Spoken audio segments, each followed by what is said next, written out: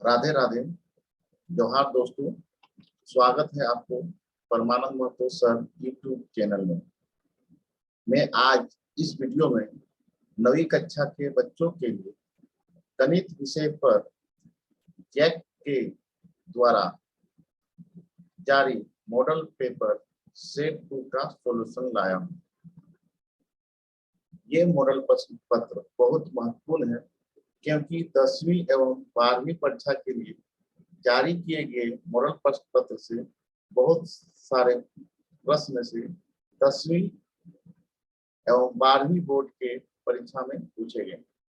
संभव है इस मॉडल प्रश्न पत्र से भी आपके परीक्षा में प्रश्न पूछे जाएं। इसलिए बच्चों वीडियो को पूरा देखिएगा। यदि आपको वीडियो अच्छा लगे तो लाइक करें, कमेंट करें, शेयर करें एवं मेरे YouTube चैनल को सब्सक्राइब करें एवं नए नए वीडियो के लिए बेल बटन को जरूर दबा लें। तो चलिए हम लोग शुरुआत करते हैं प्रश्नों से। पहला क्वेश्चन है कि निम्नलिखित में से कौन अभाज्य संख्या है? तो सही आंसर इसका है तो निम्नलिखित में से अभाज्य संख्या है। दो पूर्णांकों का गुणनफल हमेशा होता है पूर्णांक, इसलिए आंसर हो जाएगा आपका सी। आपका आंसर क्या हो जाएगा? सी।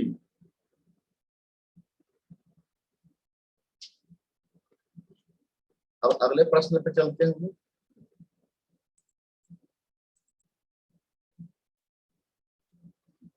पाई किस प्रकार की संख्या है? पाई किस प्रकार की संख्या है? पाई एक अपरिमेय संख्या है। पाई क्या है? एक अपरिमेय संख्या है जो ऑप्शन में नहीं दिया हुआ है। अपरिमेय संख्या है, इसलिए इसका आंसर हो जाएगा डी नंबर। पाई किस प्रकार की संख्या है? पाई एक अपरिमेय संख्या है जो ऑप्शन में नहीं है, तो इसलिए डी ऑप्शन मारेंगे। इनमें से कोई नहीं। वास्तविक संख्या है। वास्तविक संख्या किसको कहते हैं? परिमेय संख्या एवं अपरिमेय संख्या के समूह को, इसलिए सही आंसर हो जाएगा सी नंबर, ऑप्शन ए तथा बी दोनों। अगले सवाल पे चलते हैं हम लोग।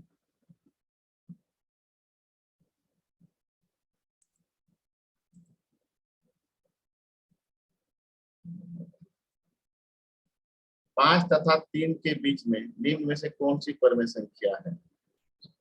पांचवा सवाल है 2 तथा 3 के बीच में, 2 तथा 3 के बीच में निम्न में से कौन सी परिमेय संख्या है? चलिए देखते हैं ऑप्शन के थ्रू। पाई क्या है? एक अपरिमेय संख्या है, ये आंसर नहीं होगा, जिसका मान होता है 3.14 जो 2 और 3 के बीच में नहीं है। √3 का मान होता है 1.732, तो ये आंसर भी नहीं होगा। 2 और 3 के बीच पूछ रहा है, तो ऑप्शन नंबर सी और डी पे देखेंगे हम लोग।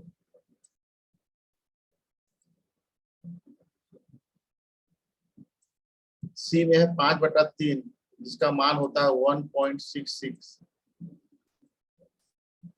और डी का मान होता है 2.5। तो देखिए ये 2 और 3 के बीच में है, तो सही आंसर हो जाएगा आपका डी नंबर। 5 का सही आंसर क्या हो जाएगा? D number. 2 का पावर -3 का मान क्या होगा? तो बच्चों आप लोग जानते हैं a का पावर -m रहने पर उसका फॉर्मूला क्या होता है? 1/a का पावर m। इस सूत्र के हिसाब से क्या हो जाएगा? 2 पर -3 बराबर 1/2 का पावर 3, और इसके हिसाब से आंसर हो जाएगा ये 1/8। अगले सवाल पे हम लोग चलते हैं। निम्न में से कौन एक बहुपद है? जिसका सही आंसर है सी नंबर, ये बहुपद है। बहुपद के लिए शर्त क्या है? बहुपद के लिए शर्त है कि चरों का जो घात होगा वो पूर्ण संख्या में होगा। तो देखिए यहाँ पे पूर्णांक है, यहाँ भी इसको सॉल्व कीजिएगा तो ये पूर्णांक निकलेगा और ये परिमेय संख्या में इसका है, इसलिए सही आंसर क्या हो जाएगा? C number. सही आंसर क्या हो जाएगा आपका? सी नंबर। सही आंसर आपका सी नंबर हो जाएगा। अब अगले सवाल पे हम लोग चलते हैं। निम्न में से किस बहुपद का एक शून्यक 2 है? निम्न में से किस बहुपद का शून्यक 2 है? तो इसमें 2 का मान रखेंगे और जिसका मान 0 हो जाएगा वो आपका आंसर हो जाएगा। तो देखिए बी नंबर में यदि हम 2 को रखते हैं तो 2 माइनस 2 इक्वल टू 0, इसका मतलब सही आंसर आपका ये 0 हो गया। इसका मतलब बी आंसर होगा आपका। निम्न में से किस बहुपद का शून्यक 2 है? x minus 2। 9 नंबर सवाल देखिए। अधिकतम, किसी बहुपद का अधिकतम घात बहुपद का घात होता है। किसी भी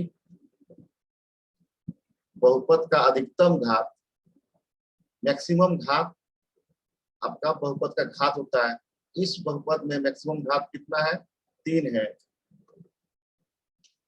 3 है तो सही आंसर आपका हो जाएगा ये वाला।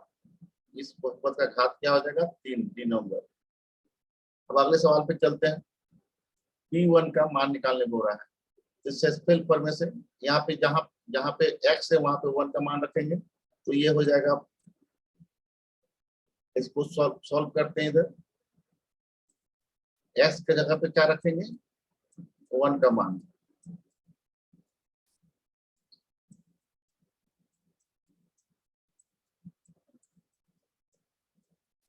देखिए इसको 1 का स्क्वायर 1 का स्क्वायर 1, तो 5 से गुना करेंगे तो 5, इसको गुना करेंगे तो 2 और इसको प्लस ये, तो आपका सॉल्व करने पर ये आ जाएगा आपका 10।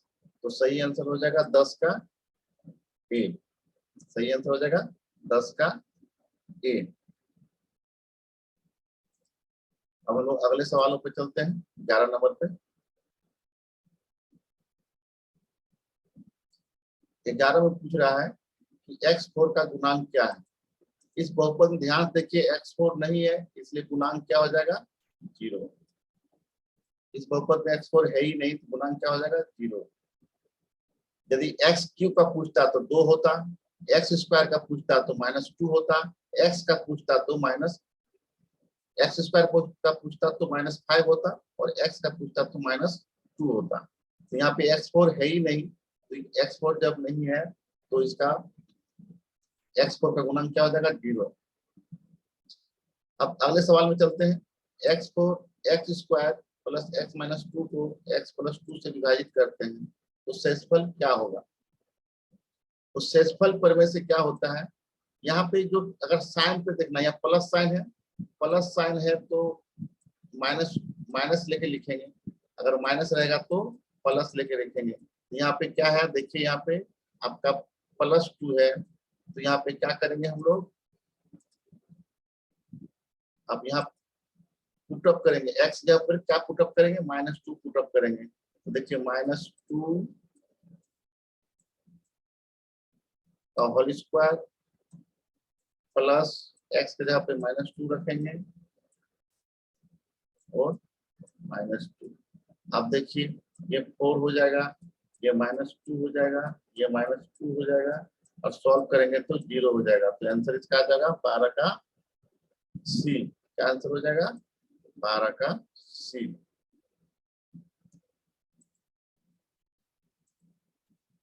अगले सवाल पे हम लोग चलते हैं।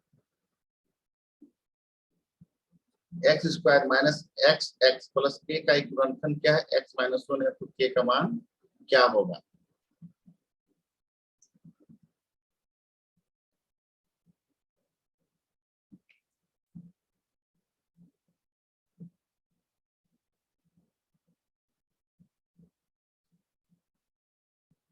तो चलिए हम लोग पुटअप करते हैं।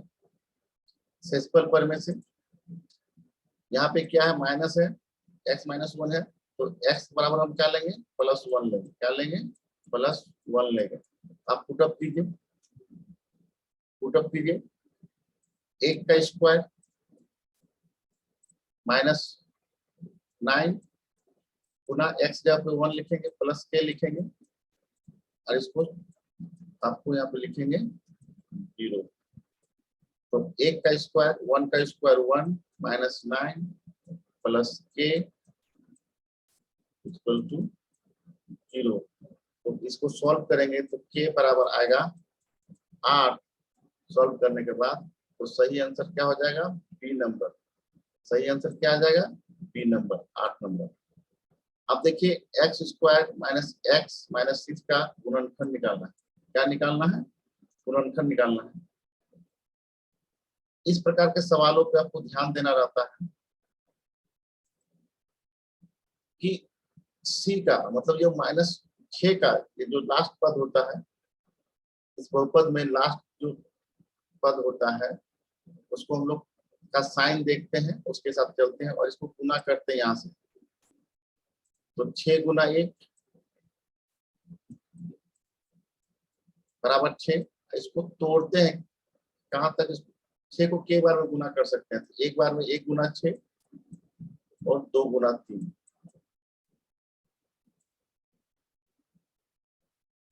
अब यहाँ ध्यान देना है कि ये चिन्ह क्या है, माइनस है। माइनस है इसका मतलब घटाव होके ये वाला आ चीज आएगा, यहाँ पे घटाव करके लाना है। तो ये 1 है तो घटेगा तो 6 को 1 से घटाएंगे तो क्या 5 आएगा, लेकिन 3 को 2 से घटाएंगे तो आपका आ जाता है 1। तो इसका मतलब इसको लेके चलेंगे हम लोग। देखिए हम लोग चलते हैं, सॉल्व करते हैं इसको, ध्यान से देखिए। लिखते हैं एक्स स्क्वायर माइनस 3 ब्रैकेट के अंदर लिखेंगे घटने वाला चीज, x minus 6 x square minus 3x minus गुना माइनस प्लस हो जाएगा तो यहाँ 2x और यहाँ -6। इसको ऊपर ऊपर जाकर बनाते हैं। अब इसको यहाँ पे x कॉमन लेते हैं, यहाँ हो जाएगा x माइनस 3, यहाँ +2 कॉमन लेंगे तो आ जाएगा x माइनस 3। अब देखिए इसमें x माइनस 3 कॉमन है तो x माइनस 3 कॉमन ले लिए।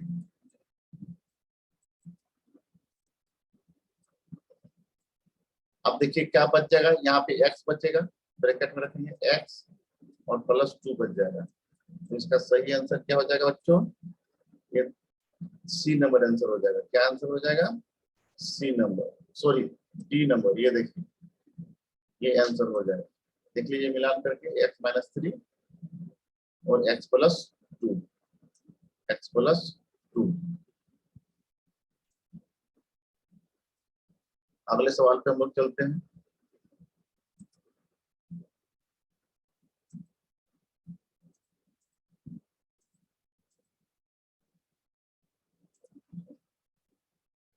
अब इस आकृति को देख के हमको अगला 4 सवाल बनाना है। ये निर्देशांक ज्योमेट्री कोऑर्डिनेट ज्योमेट्री से है। तो देखिए अगला सवाल पे चलते हैं। पूछ रहा है बिंदु L का निर्देशांक। तो देखिए L कहाँ पे है, यहाँ पे। L कहाँ पे है, यहाँ पे। इसका निर्देशांक क्या होगा, पहले हम लोग x घर चलेंगे तो यह -5 चले, -5 चले। ऑप्शन देख के सीधा देखिए -5 एक ही में है तो ये सी आंसर मार दिए सीधा। और अगर आगे भी देखना है तो देखिए x घर चलने के बाद y घर चलेंगे, देखिए -4 का आंसर हो गया -5, -4। बिंदु S का कोटि क्या है। अगला सवाल क्या है, बिंदु S का कोटि क्या है। कोटि मतलब होता है y निर्देशांक। तो इस बिंदु का y निर्देशांक क्या होगा, देखिए क्या है, -4 होगा। क्या होगा, -4। ऑप्शन में देखिए किसमें दिया है -4, हम लोग देखते हैं।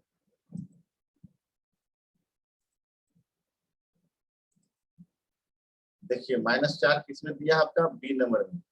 -4 कहाँ दिया है, बी नंबर में। तो 16 का बी हो जाएगा। अब अगले सवाल को देखने के लिए फिर से बिंदु बी की भुज क्या है। भुज मतलब होता है एक्स निर्देशांक, एक्स कोऑर्डिनेट। तो देखते हैं बिंदु बी कहाँ पे है। बिंदु बी कहाँ है देख लेते हैं। बिंदु बी यहाँ पे है। एक्स कोऑर्डिनेट पूछ रहा है, यानी कि क्या हो जाएगा आपका 4, क्या हो जाएगा भुज पूछ रहा है। देखिए बी बिंदु का भुज क्या 4 है, तो हम लोग ऑप्शन में देखते हैं। देखिए बिंदु बी का भुज क्या है आपका 4, किसमें है डी नंबर पे है, तो सही आंसर क्या हो जाएगा 4 डी नंबर का ऑप्शन। अगले सवाल पे हम लोग चलते हैं। निर्देशांक 3 - 4 द्वारा पहचाना ये बिंदु भुज है आपका, एक्स है 3 और वाई है -4। देखिए इसमें चलते हैं, पहले किस घर में चलेंगे, एक्स घर में 3 चल दिए और फिर ये वाई घर में -4। तो ये आंसर यहाँ देखिए आपका क्या बिंदु दिख रहा है, एस दिख रहा है, बिंदु एस। तो हम लोग चलते हैं ऑप्शन में। एस बिंदु कहाँ पे देख लीजिए, बी नंबर में है। कहाँ पे है, बी नंबर में। तो हम लोग बी नंबर का आंसर को हमारे सीट पे बोला करेंगे, पहले प्रश्न पत्र मार लेंगे, उसका हमारे सीट पे करेंगे। अगले सवाल पे चलते हैं हम लोग। कार्तीय तल में क्षैतिज रेखा किसको कहते हैं, एक्स एच को। किसको कहते हैं, एक्स एच को।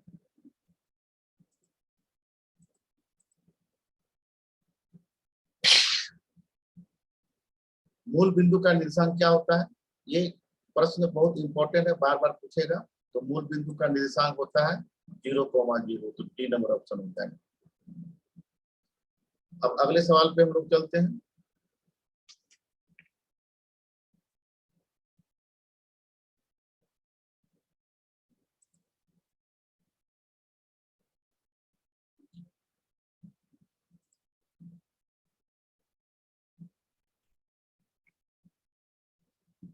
अब चलते हैं 21 नंबर के सवाल पे।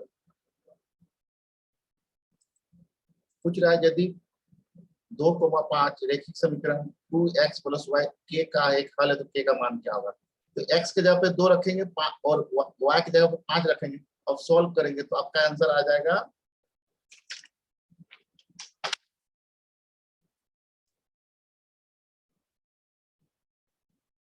देखिए सॉल्व कीजिए तो आपका ये आंसर आ जाएगा 2 दूना 4 + 5, के का मान आ गया आपका 9। कितना आ गया 9, सी नंबर।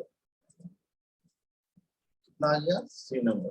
सॉल्व करके देख लीजिए, एक्स और वाई का मान पुट अप कीजिए, जहाँ एक्स है वहाँ एक्स का मान रखिए, जहाँ वाई है वहाँ वाई का मान रखिए और उसको सॉल्व कीजिए।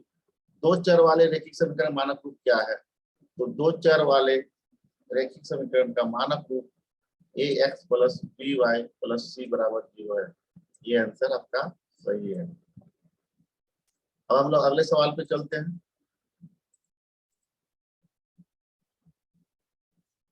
समीकरण 2x + 3y + 7 = 0 को इससे तुलना करता है, ax + by + c से तुलना कीजिए। तो देखिए 2 के जगह पे a है, यानी a = 2, तुलना कीजिए। और b बराबर क्या है 3 है, b = 3। और c बराबर क्या है 7 है। अब ध्यान से ऑप्शन को देखिए, तीनों किस में आता है, तो देखिए आपका इसमें आता है सी नंबर पे। तो सही आंसर आपका क्या हो जाएगा सी। सही आंसर क्या हो जाएगा आपका सी। आपका सही आंसर हो जाएगा सी। अब 24 नंबर पे देखिए, x = 2 है, y = 4 है, तो निम्नलिखित में किस रैखिक समीकरण का हल होगा। तो अब इसमें ऑप्शन में जाके देखिए और पुट अप कीजिए, और दोनों को रखने के बाद कौन सा ऑप्शन सही होता है, तो ध्यान से देखिए आप। अब देखिए इस पे पुट अप करते हैं डी नंबर पे, यही आपका आंसर है। पुट अप करके देखिए, x = 2 लिख दिए, x बराबर क्या लिखे 2 लिखे, और y की जगह पे 2 गुना y है तो y की जगह पर लिख दिया 4। अब इसको सॉल्व कीजिए, 2 + 2 गुना 4 8, 2 + 8 = 10। देखिए आपका RHS मिल रहा है, तो सही आंसर क्या है आपका डी नंबर। इस तरह के सवालों में क्या करना है, x और y का मान बारी बारी से ऑप्शन में रखेंगे और जो RHS और LHS बराबर हो जाएगा वही आपका सही आंसर होगा। अब अगले सवाल पे चलते हैं। रैखिक समीकरण 4x - 6y = 8 का एक हल है। तो इस तरह के सवालों में हम लोग क्या करते हैं, ऑप्शन से चलते हैं और पुट अप करते हैं। अब जिसका मान x के पे x का मान x के मान रखेंगे, y का मान रखेंगे और सॉल्व करेंगे, कि RHS 8 के बराबर आ रहा है कि नहीं। जो ऑप्शन से आ जाएगा वही हमारा ऑप्शन सही है। तो देखिए हम लोग बी नंबर का ऑप्शन को रखते हैं। आप लोग बारी बारी से रखिएगा, हम डायरेक्ट आंसर पे जा रहे हैं। अब देखिए इसको 4 गुना x जगह पे क्या रखेंगे, 5 रखेंगे, रख दिए। और y की जगह पे क्या रखेंगे, 2 रखेंगे, रख दिए। अब इसको सॉल्व कीजिएगा, 4 × 5 = 20 माइनस 6 × 12 यानी कि आपका 8 आएगा। तो देखिए RHS में 8 है, इसका मतलब हमारा बी नंबर ऑप्शन सही है। यदि अब 26 नंबर, यदि बिंदु 4,7 2x - y = k द्वारा निरूपित है तो k क्या होगा। अब मान रखिए x जगह पे 4 रखिए, 7 की जगह पे y रखिए, तो देखिए आपका कितना मान आएगा, 26 का ए आंसर आएगा। x की जगह पे 4 रखिए, y की जगह पे 7 रखिए और सॉल्व कीजिए, आपका आंसर आ जाएगा 26। ये सही आंसर है। अगले सवाल पे हम लोग चलते हैं। 27 नंबर का सवाल है, रेखिक समीकरण x + 3y = 6 का आलेख YH के किस बिंदु को प्रतिच्छेद करेगा। यहाँ पे एक नोट ध्यान रखिएगा तो आपको इजी से आंसर बन जाएगा। अगर YH का बिंदु पूछ रहा है, किसका पूछ रहा है, YH का बिंदु पूछ रहा है, तो YH का बिंदु का निर्देशांक जो होता है वो 0, y होता है। आप इसको ऑप्शन के हिसाब से देखिए, आप ऑप्शन के हिसाब से देखिए तो 2 ही ऑप्शन में आंसर हो सकता है, एक बी नंबर और एक डी नंबर। आप पुटअप कीजिए कि दोनों में से। याद रखिएगा YH पर एक बिंदु का निर्देशांक क्या होता है, 0, y। वही अगर पूछता है XH पर, XH का निर्देशांक होता है x, 0। यहाँ पे YH पे पूछ रहा है तो हम लोग YH पे ध्यान देंगे। हम लोग कहाँ पे ध्यान देंगे, YH पे ध्यान देंगे, यहाँ पे। तो आप पुटअप कीजिए, 2 ही ऑप्शन है इसमें, देखिए ध्यान से देखिए, 2 ही ऑप्शन में है। तो आप रखते हैं इसको डी नंबर को या बी नंबर को, जिसको रखना है तो 0 रख दिए। और ये 6×18 हो गया, 6×18 6 के बराबर नहीं है, इसका मतलब ए ऑप्शन नहीं होगा। सीधा आपका आंसर सही है, क्या हो जाएगा, डी नंबर। पुटअप कीजिए, x जगह पर 0 रखें और y जगह पे 2, तो 3 दूना 6 और 0 को जोड़ेंगे तो 6 आ गया। तो आपका सही आंसर ये हो गया 27 नंबर। इसको नोट कर लीजिएगा, कभी कभी डायरेक्ट पूछ सकता है कि YH के किस बिंदु पर, मतलब YH का निर्देशांक क्या होता है। कोई किसी भी बिंदु का YH पे निर्देशांक क्या होगा, 0, y। इसको नोट भी कर सकते हैं, याद कर लीजिए। अब अगले सवाल पे हम लोग चलते हैं, 28 नंबर सवाल पे। अब आ गया ज्यामिति से, 80 डिग्री का संपूरक कोण का मान क्या होगा। संपूरक कोण निकालने का सूत्र है 180 degree minus x, 180 degree minus x degree. यहाँ पे दिया हुआ है 80, तो 80 को माइनस कर देंगे किससे, 180 से, तो आपका आंसर आ जाएगा बी नंबर 100 डिग्री। क्या आ जाएगा, 100 डिग्री। संपूरक का परिभाषा है, दो कोणों का योग 180 डिग्री होने पर दोनों कोण एक दूसरे का संपूरक कोण कहलाएगा। तो 180 डिग्री से हम लोग माइनस करेंगे। अब अगले सवाल पे चलते हैं, वो कोण जो 0 डिग्री से अधिक तक 90 डिग्री से कम हो क्या कहलाता है, न्यून कोण कहलाता है। क्या कहलाता है, न्यून कोण कहलाता है। ये आपका आंसर हो जाएगा 29 का ए। अब हम लोग अगले सवालों पे चलते हैं। उस कोण की माप क्या है जो संपूरक कोण का दुगुना हो।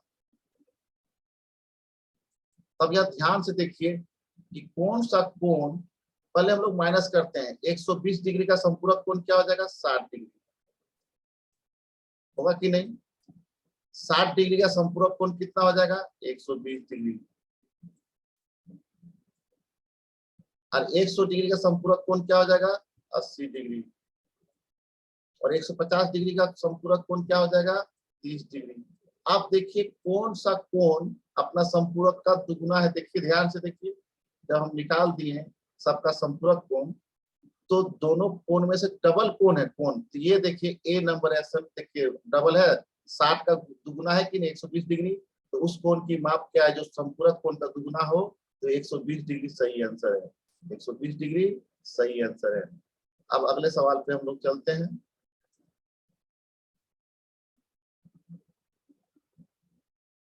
अब ध्यान से देखिए, यहाँ दिया हुआ है एक्स वाई और एम एन दो रेखा है, एक्स वाई और एम एन दो रेखा है जो जीरो ओ पर प्रतिष्ठित करती है, ओ बिंदु पर क्या करती है, प्रतिष्ठित करती है।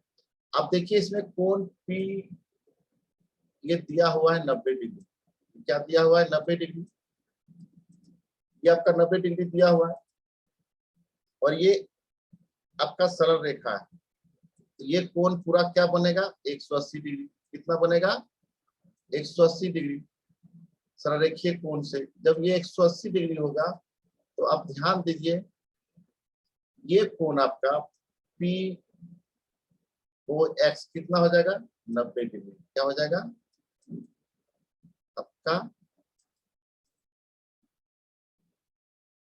ये हो जाएगा पी ओ एक्स क्या हो जाएगा 90 डिग्री। क्लियर है, यहाँ लिख लीजिए कोण पी ओ एक्स बराबर 90 डिग्री। आप यहाँ पे ध्यान दीजिए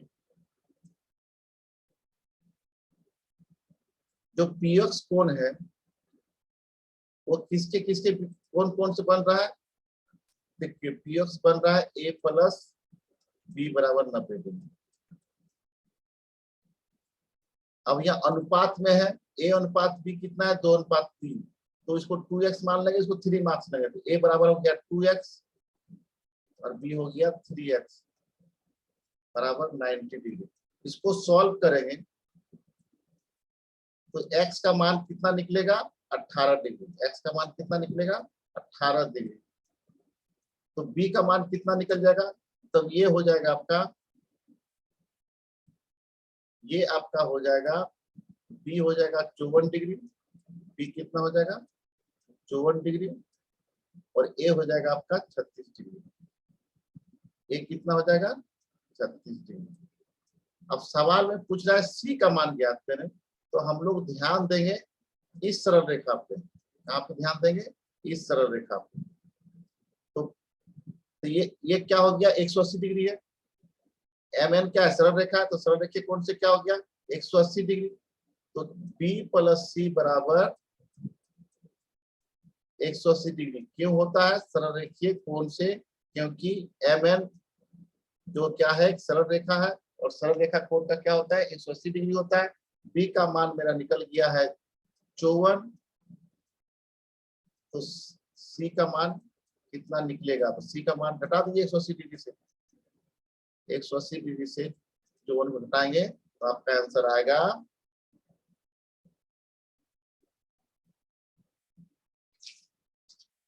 आपका आंसर आएगा 126 डिग्री। तो ऑप्शन में देखिए 126 डिग्री कहाँ पे है, ऑप्शन में देखिए 126 डिग्री कहाँ पे है, आपका डी नंबर ऑप्शन में है 126। ये आंसर हो जाएगा, सॉल्व कीजिएगा आपका आंसर आ जाएगा। अब अगले सवाल पे हम लोग चलते हैं। यहाँ 3 रेखा है ए बी समांतर सी डी। यहाँ पे ध्यान रखिएगा बच्चों, ये इस तरह का चिन्ह जो रहता है वो समांतर का चिन्ह रहता है। तो यहाँ इसको पढ़ेंगे ए बी समांतर सी डी समांतर ई एफ, ये समांतर है ए बी और सी डी और ई एफ, तो तीनों रेखा समांतर है। यहाँ एक्स वाई दिया हुआ है, जेड दिया हुआ है।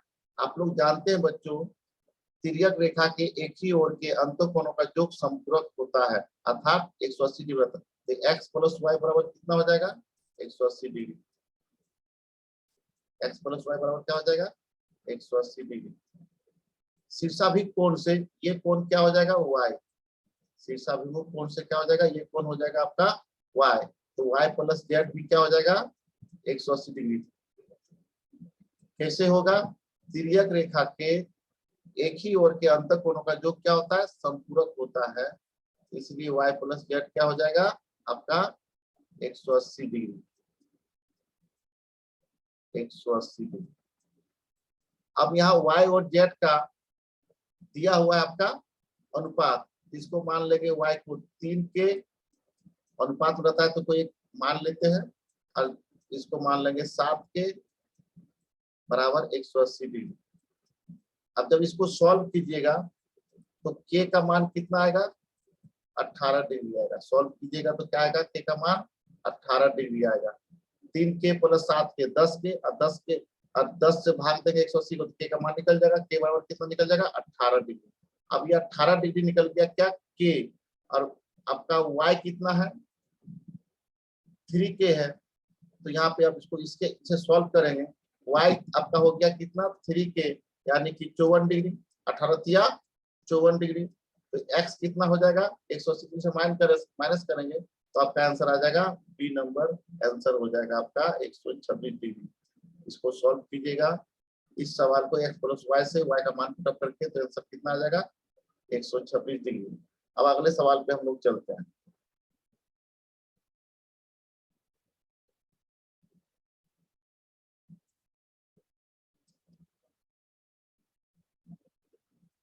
यहाँ पे त्रिभुज के तीनों कोणों का अनुपात, त्रिभुज के तीनों कोणों का अनुपात दिया हुआ है 1:3:5, 1:3:5। तो सबसे बड़े कोण का मान ज्ञात करना है। तो जो सबसे जिसका ज्यादा भाग है, अनुपात है, वही बड़ा होगा, यानी कि बड़ा कोण आपका बड़ा क्या हो गया, बड़ा कोण का वैल्यू कितना हो जाएगा, 5 होगा। उसके हिसाब से हम लोग बनाएंगे। अनुपात में दिया है, मान लेते हैं x plus 3x plus 5x। बच्चों आप लोग जानते हैं त्रिभुज के तीनों कोणों का योग क्या होता है, अंत कोणों का योग 180 डिग्री होता है। इसको सॉल्व 180 डिग्री लिख दिए। आप इसको सॉल्व करेंगे तो x बराबर कितना आएगा आपका, बताइए x बराबर कितना आएगा आपका, x बराबर 20 डिग्री आएगा। सॉल्व कीजिए, दोनों को चार को जोड़िएगा तो 9x आएगा और x का मान ज्ञात कीजिएगा तो 20 डिग्री। तो 20 डिग्री हो गया, यानी 5 है तो 5x से गुना करेंगे तो आपका 20 बच्चे 100, बड़ा कोण कितना हो जाएगा, 20 बच्चे 20 गुने 5 क्या हो जाएगा, 100। अब ऑप्शन में देखेंगे 33 नंबर का ऑप्शन में किसमें दिया हुआ है, देखिए किसमें दिया है, हम लोग देखते हैं।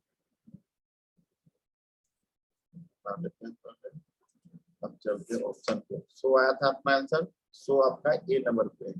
100 किसमें है आपका, ए नंबर पे है, ये आंसर हो गया। अब अगला सवाल, किसी त्रिभुज में अधिक से अधिक कितने न्यून कोण हो सकते हैं, किसी त्रिभुज में अधिक से अधिक 3 न्यून कोण हो सकते हैं। सही आंसर क्या हो गया, ये हो गया। अब 35 नंबर सवाल पे चलते हैं।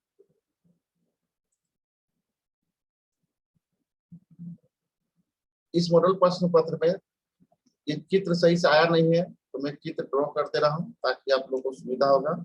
यहाँ है त्रिभुज एबीसी में, त्रिभुज एबीसी में, यहाँ जो लिखा गया त्रिभुज एबीसी, त्रिभुज एबीसी में इधर लिखते हैं, त्रिभुज एबीसी में क्या दिया हुआ है, ए बी बराबर ए सी, ए बी बराबर ए सी।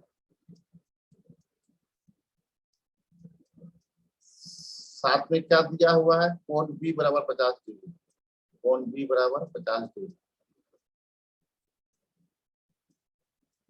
और निकालने बोल रहा है कोण सी बराबर, क्या निकालने बोल रहा है, कोण सी बराबर। इस तरह के सवाल में सबसे पहले हम लोग क्या करते हैं, फिगर बनाते हैं, ट्रायंगल ड्रॉ करते हैं, त्रिभुज ड्रॉ करते हैं। कर दिए, नाम लिख देते हैं, ए बी सी। अब क्या बोल रहा है कि ए बी बराबर ए सी, ए बी बराबर ए सी कर दिए। और बच्चों पता है आपको, किसी त्रिभुज के बराबर कोणों की सम्मुख भुजाएं बराबर होती है, उसी का उल्टा यदि सम्मुख भुजाएं, कोई दो भुजाएं बराबर है तो उसके सम्मुख कोण क्या होंगे, बराबर होंगे। तो इसका अर्थ हुआ कि ये कोण बी बराबर कोण सी होगा। तो कोण बी का मान कितना दिया हुआ, 50 डिग्री। तो बच्चों बताओ कोण सी का मान क्या होगा, 50 डिग्री।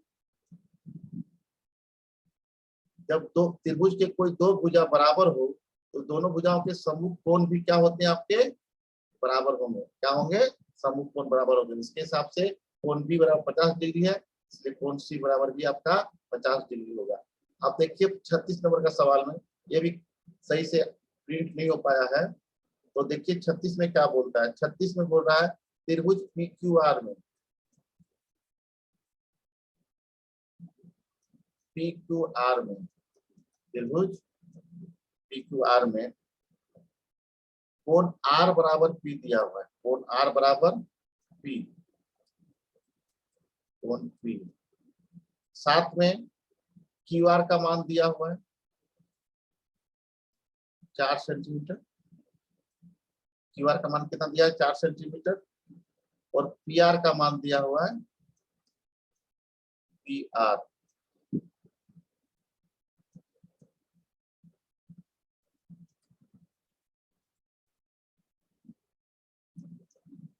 PR का मान दिया हुआ है आपका 5 सेंटीमीटर। निकालने बोल रहा है PQ, क्या निकालने बोल रहा है PQ। इस तरह का सवाल पूछता है तो सीधा हम लोग ड्रॉ करते हैं, क्या करते हैं, ट्रायंगल ड्रॉ करते हैं, त्रिभुज ड्रॉ करते हैं। आप देखिए इसका मान हम लोग लिखते हैं, क्या क्या इसका है, ये P है, ये Q और ये R।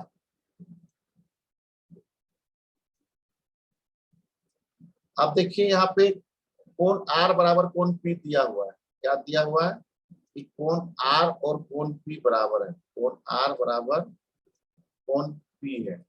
QR का मान दिया हुआ है, QR का मान 4 है और PR का मान कितना है 5 है। तो निकालने बोल रहा है PQ, तो ध्यान दीजिए, तो इसका मान क्या होगा,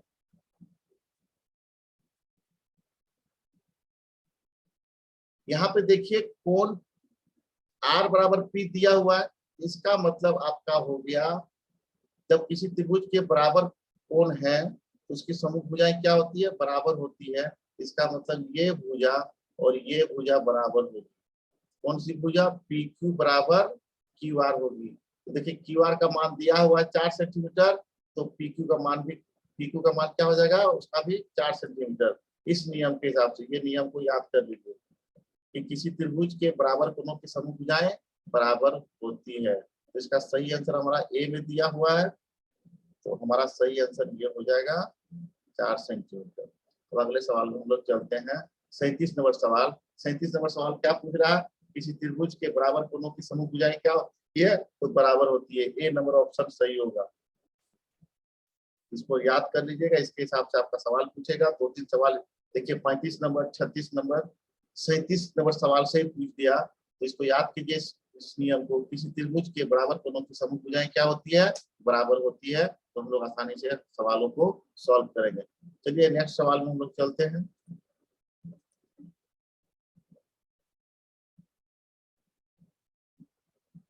हम लोग सवाल करते हैं 38 नंबर। 38 नंबर का सवाल भी आपका सही से प्रिंट नहीं हुआ है, तो चलिए हम लोग पहले सही सवाल क्या है उसको हम लोग देख लेते हैं, फिर हम लोग सॉल्व करेंगे। त्रिभुज ABC में, त्रिभुज ABC में, त्रिभुज ABC में क्या दिया हुआ है, BC बराबर AB, BC बराबर AB,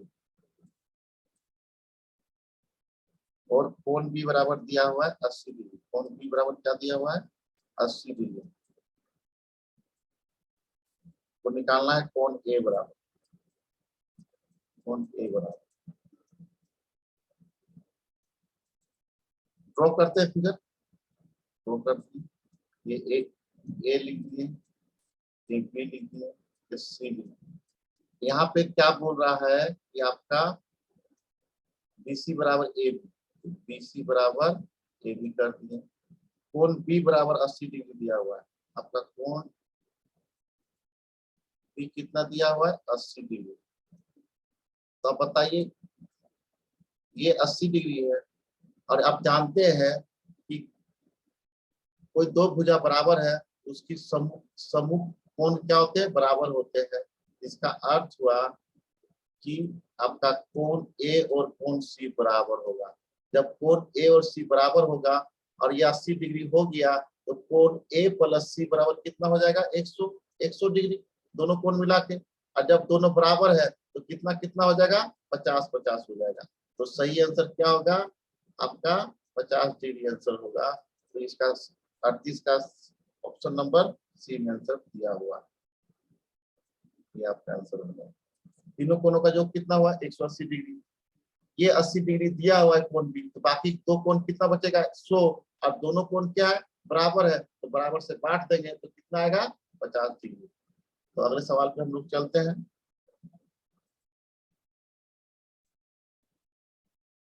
अब इस फिगर को अच्छा से देख लीजिए कि त्रिभुज एबीसी दिया हुआ है जिसमें एडी बीसी का लंब संधिभाजक है। क्या बोल रहा है लंब संधिभाजक, इसका मतलब क्या हो जाएगा ये और ये बराबर है।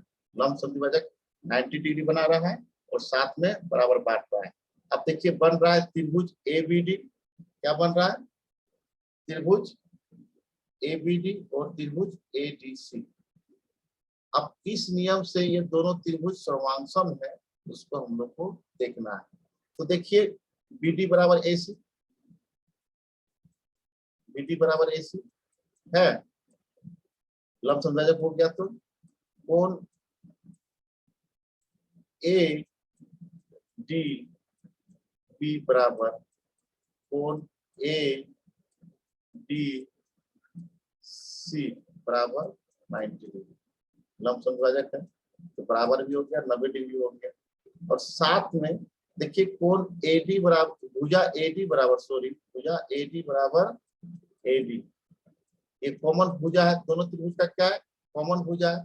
तो कौन नियम होगा बताइए, तो देखिए एस ए एस, अब एस ए एस कहाँ पे सी नंबर में है, तो आपका कौन सा नियम लगेगा, आपका नियम लगेगा साइड एंगल साइड, क्या लगेगा साइड एंगल साइड, तो आपका आंसर हो जाएगा C number S A S नियम से।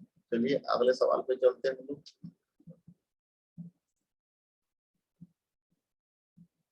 किसी सर्वांगसम त्रिभुजों के संगत भुजा क्या होते हैं बराबर होते हैं, क्या होते हैं बराबर होते हैं। और ये इसका सही आंसर हो गया आपका बी नंबर ऑप्शन। बच्चों ये मॉडल प्रश्न पत्र हो सके कि कुछ सवाल इससे पूछे जाए, इतना तो तय है कि इसी तरह का सवाल पूछे जाएंगे। तो इस जितने भी सवाल दिए हुए हैं मेरे पहले वीडियो में और ये दूसरे वीडियो में गणित के मॉडल पेपर सेट 1 सेट 2 का सॉल्यूशन जो दिया हुआ है उसको अच्छी से देख ले समझ ले, तो आशा करते हैं कि आप 40 में से 40 नंबर लाएंगे। तो यदि ये वीडियो आपको अच्छा लगा तो मेरे वीडियो को लाइक करें, शेयर करें और कमेंट करें। साथ ही साथ मेरे यूट्यूब चैनल को सब्सक्राइब कर लें और नए नए वीडियो के लिए अगर नया नया वीडियो मेरा देखना चाहते हैं तो कृपया बेल बटन को दबाएं, तो आपको नए नए वीडियो आपके नोटिफिकेशन आते रहेगा। जोहार दोस्तों, जय हिंद।